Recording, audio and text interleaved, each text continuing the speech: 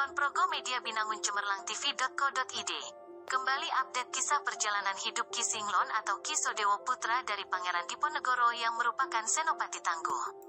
Saat perang Diponegoro di Jawa, khususnya di Kulon Progo yang saat itu melawan Belanda, Ki Sodewo merupakan senopati pilih tanding sehingga dengan ilmu dan strateginya mampu melawan dan mengalahkan bala tentara Belanda.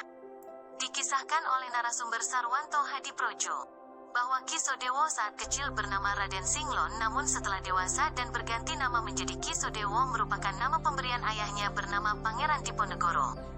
Alkisah setelah diangkat menjadi senopati memimpin perang, ia mampu merekrut menjadi pengikut pasukan yang gigih hingga suatu saat menggempur benteng pertahanan Belanda di Banyumas, Jawa Tengah. Untuk lebih jelasnya mari kita simak seri keempat atau seri tamat yang dikisahkan Bapak Sarwanto Hadiprojo, seorang sejarawan dan Ketua Tra Hamengkubuwono III di Kabupaten Kulon Progo. Terima kasih. Assalamualaikum warahmatullahi wabarakatuh. Para pemirsa yang terhormat,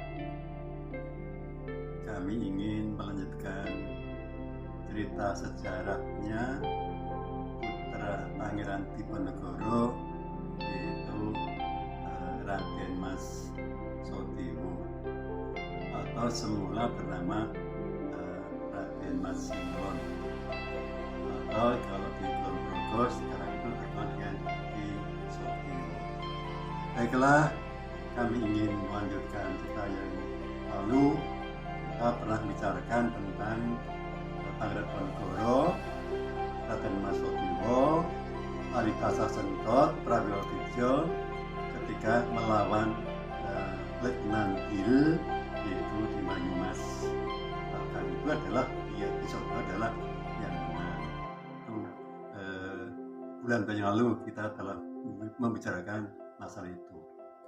Kemudian setelah dari Banyumas, ini tentara atau bolonya Ki Sodewo adalah menuju diteruskan ke Rembang, Pekalongan, yaitu bertemu dengan Letnan Clarence.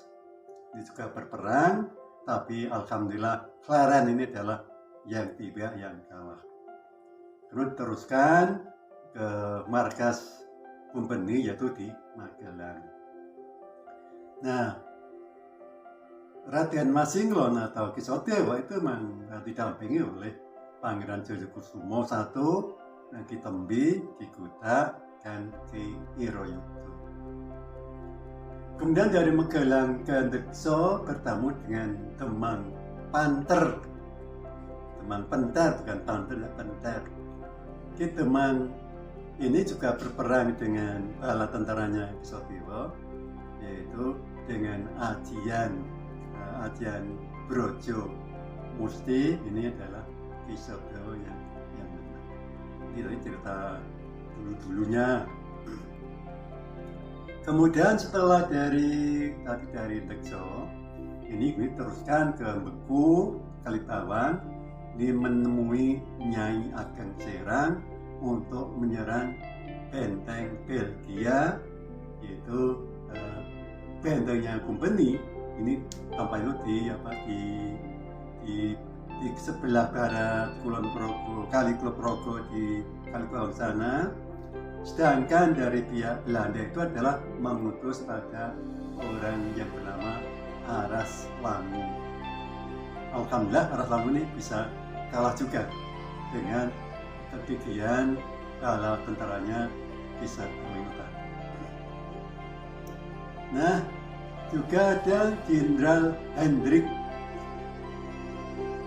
Kemudian ini juga itu di Magelang. Ini dilapori oleh orang-orang balanya Belanda bahwa si Aras Langu ini adalah tewas, kemudian benteng di Beku itu adalah sudah hancur lebur, sehingga marahlah dari pihak Belanda. Nah, akhirnya si Dawid, setiap bulan tadi mengirimkan pasukan jumlah yang banyak, karena Belanda itu punya pasukan yang banyak sekali. Coba ingat kita, Kalau mereka itu seperti Ki Sodewo, Ki Gutra, Ki Rayudo, dan Ki Tembe, itu kan sukarela, tidak digaji oleh negaranya Belanda, tapi dengan sukarela. Itu pun kalau kita mengingat tentang untuk kehidupan mereka bagaimana, dan untuk mereka itu kan perlu kekuatan, yaitu dengan makan. Ini bagaimana?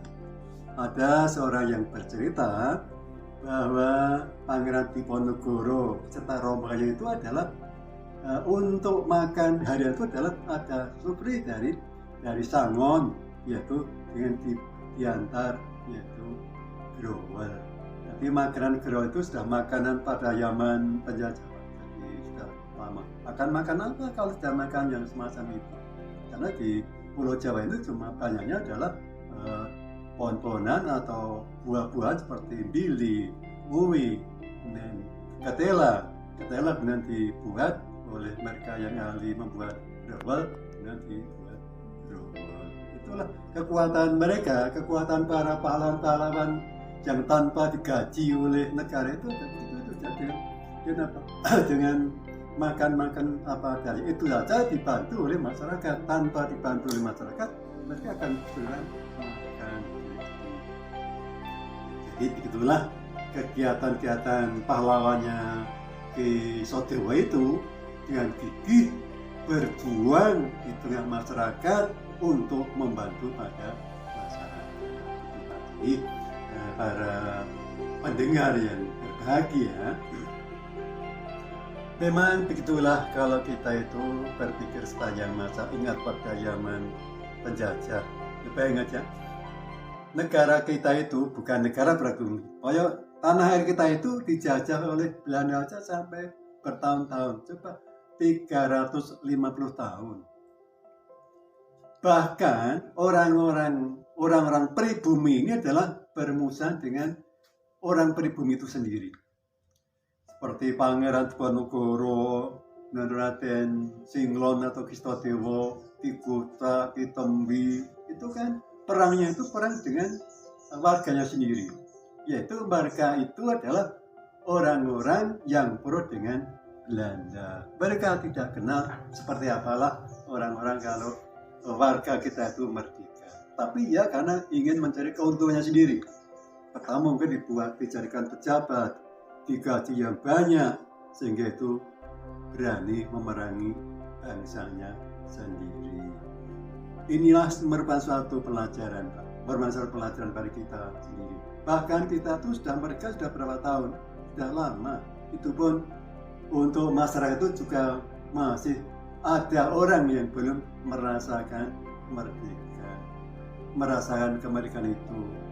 Kalau andai kata Undang-Undang Dasar 45 itu benar-benar diterapkan di negara kita itu adalah kita itu aman dan tentram, tidak ada pembunuhan, tidak ada pencurian, tidak ada orang miskin dan sebagainya. Coba kalau saudara-saudara pendengar yang terhormat, kalau saudara melihat orang-orang yang bergentayangan, orang yang berjalan di tepi jalan, di bawah batu bangju, yang menjagakan atau mengandalkan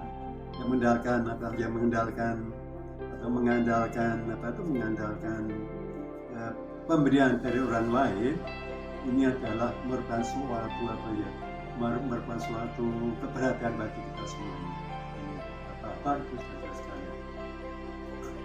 Kemudian Raden Mas Sodewo adalah menghimpun kekuatan para buruh, para tukang, para petani, pedagang, yaitu di Panjatan.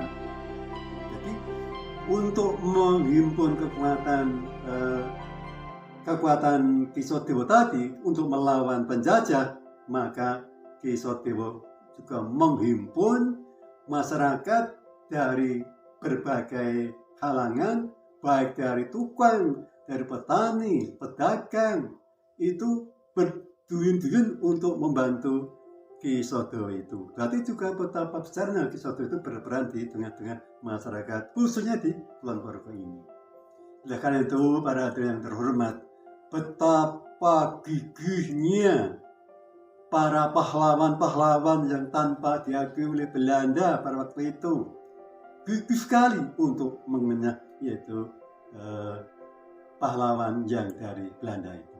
Itulah. Jadi kemudian samping bahwa Ki Sodewo itu menghimpun kekuatan para buruh, tukang, petani, pedagang di Panjatan dan diteruskan yaitu bergerilya di Panjatan, kemudian di Milir, di Beji, di Sentolo, di Pengasih, di Merosot, di Lendah, di Nanggulan, di Kalibawang, dan di Megelen ke Wates.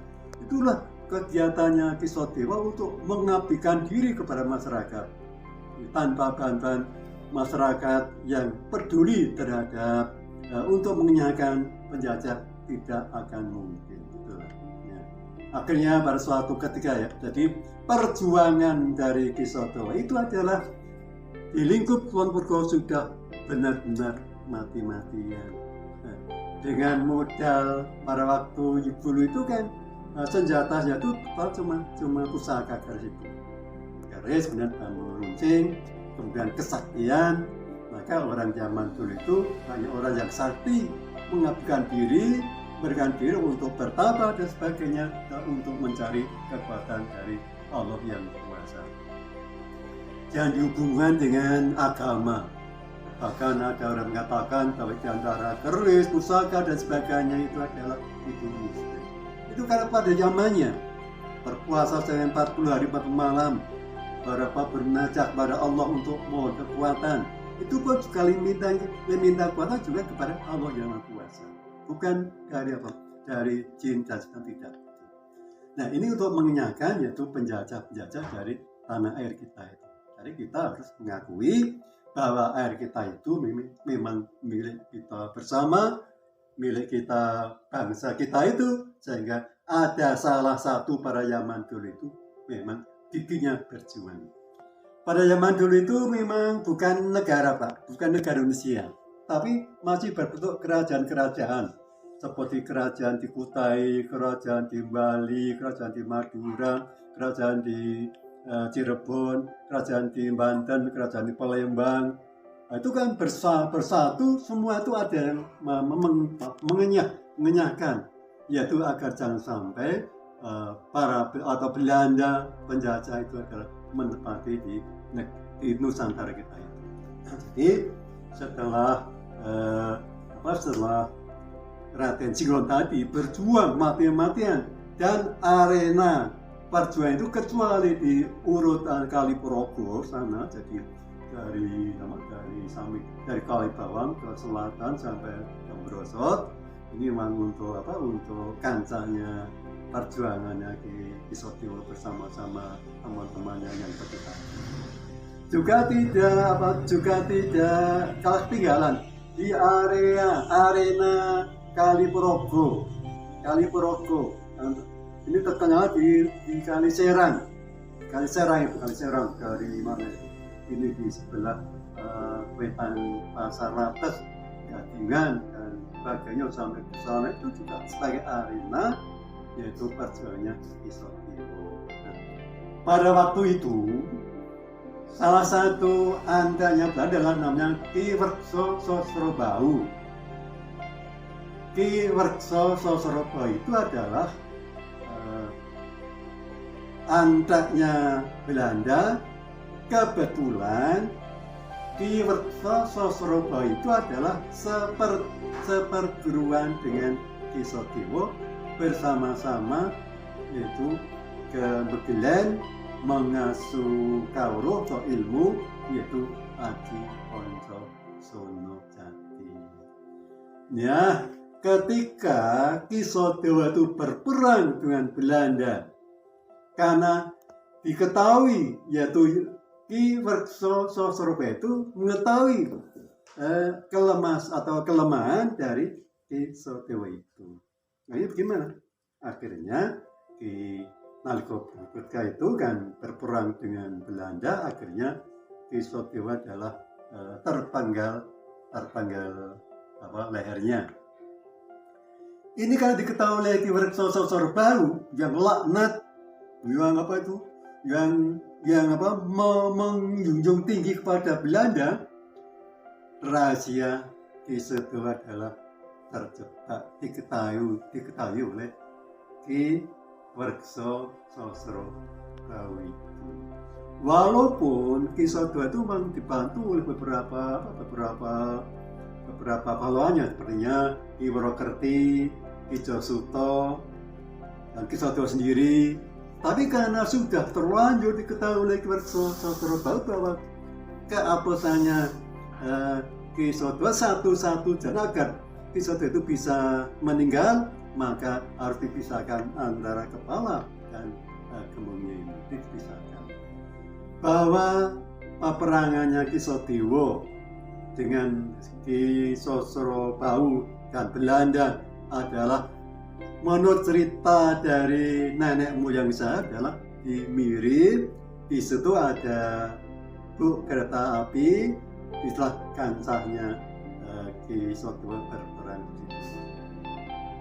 Sehingga antara Sungai Serang, perpanjangan dari Serang dan sampai di Brosot, bukan Brosot, dari Bulakas itu dah akhirnya peperangannya siapa sih? Si Ki Sodewo. Oleh karena itu kepada saudara-saudara sekalian, kiranya cerita akhir sampai terbunuhnya Ki Sodewo merupakan suatu prihatin bagi kita semuanya. Seperti itulah pahlawan-pahlawan zaman dulu untuk mengenyahkan para penjajah, sudah seperti itulah. Kita sekarang sudah merdeka, sudah bertahun-tahun, tapi masih terus juga perjuangan. Alhamdulillah, saya selaku pembuka sejarah di Kulon Progo tentang kisah Ki Sodewo. Sebelum saya itu bercerita, rupanya belum pernah ada orang yang bercerita tentang Ki Sodewo itu. Bahkan membuat paguyuban terah Ki Sodewo belum pernah saya dengarkan. Ya, baru saya ini baru berani membentuk sejarahnya Ki Sodewo. Bahkan para Yaman penjajah, orang-orang turunnya Ki Sodewo harus tidak hidup di bumi Kulon Progo ini, harus dinyahkan. Agar apa? Agar jangan sampai nanti tumbuh, yaitu dari untuk menyerang Belanda. Jadi saya akui, saya termasuk orang yang berani untuk membuka sejarahnya Ki Sodewo. Oleh karena itu, kepada saudara-saudara yang terhormat, mari kita berprihatin. Apalagi saya memang ingin mempunyai cita-cita. Bisakah dan pantaskah Ki Sodewo itu apabila diakui sebagai pahlawan nasional untuk di Kulon Progo? Karena bersama-sama perjuangannya itu dengan Ki Ageng Serang. Ki Ageng Serang juga bersama-sama berjuang di Kulon Progo bersama-sama Ki Sodewo dan Pangeran Diponegoro. Karena itu kami mengetuk hati saudara-saudara. Pertama, mari kita tetap berdoa. Dan bagi saudara-saudara yang mengaku sebagai terah Ki Sodewo, mari kita berkumpul bersatu sehingga kita selalu hidup rukun, saling kenal dan mengenal. Kemudian jangan lupa di manakah makam Ki Sodewo. Sehingga karena Ki Sodewo itu kalau masih bisa menginjak tanah, itu masih bisa kembali jasadnya, maka kepala Ki Sodewo ditanam di Songgo, di Gunung Songgo, tepatnya di Kaluran Kaliagung. Di sana ada tempat makam, yaitu kepala Ki Sodewo di atas tanah SG sekitar 10 hektar, dan kebetulan di sana juga banyak dikunjungi oleh orang-orang yang berkeperluan untuk menjunjung tinggi kepada almarhum Ki Sodewo. Sampai itu juga yang dari kepala ke bawah ditanam di Pasar Wates. Ada yang cerita bahwa itu di depan atau di belakang Toko Marto. Di tahun 1166 pemerintah Kulon Progo adalah memindahkan antara kepala dan badan Ki Sodewo, yaitu di makam Sideman. Sekarang di makam Sideman sudah tertata walaupun belum sempurna, tapi sudah menunjukkan bahwa itu adalah makamnya pahlawan, yaitu putra Pangeran Diponegoro. Sedangkan yang berada di Gunung Sunggu masih utuh. Alhamdulillah masyarakat itu peduli sehingga itu dirumat, dipagar untuk diketahui bahwa ini ada tempat punden kita.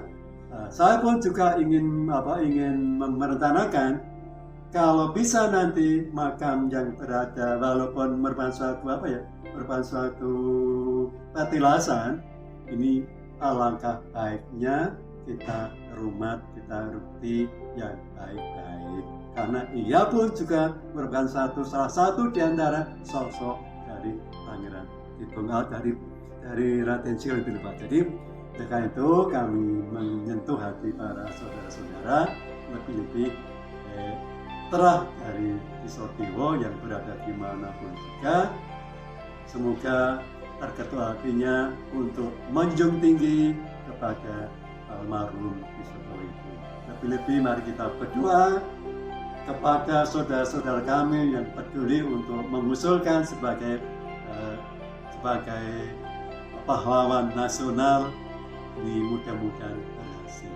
Itu Pak, sekilas sejarah dari Raden Singgon yang kemudian ganti nama Ki Sodewo. Mudah-mudahan kepada saudara-saudara ya yang beda cerita, saya tetap berpedoman cerita ini memang cerita dari nenek moyang kita. Saya silakan untuk bercerita tentang Ki Sodewo sampai seluas mungkin yang tidak sesuai dengan apa yang kami ceritakan. Terus terang saja, cerita ini cerita dari nenek moyang kita, pengetahuan saya sama ya begitu itu. Walaupun ada buku cerita yang dikarang oleh saudara Sugiarto kalau tidak salah, yaitu dari terbitan di Dinas Pendidikan Kulon Progo, yang sungguh itu judulnya adalah Raden Ki Sodewo adalah pahlawan desa di Kulon Progo. Kalau kita tinjau perjuangannya Ki Sodewo itu memang layak untuk dijadikan pahlawan nasional. Begitu saudara-saudara yang berbahagia, lain kali kita bisa berjumpa kembali dengan cerita-cerita sejarah yang lain, sehingga nanti kita itu bisa membudaya cerita-cerita itu. Saya harapkan cerita Raden Sodewo itu membudaya di tengah-tengah masyarakat, khususnya di Kulon Progo, sehingga diketahui seperti itulah perjuangannya Ki Sodewo. Sekian, wassalamualaikum warahmatullahi wabarakatuh. Terima kasih Bapak.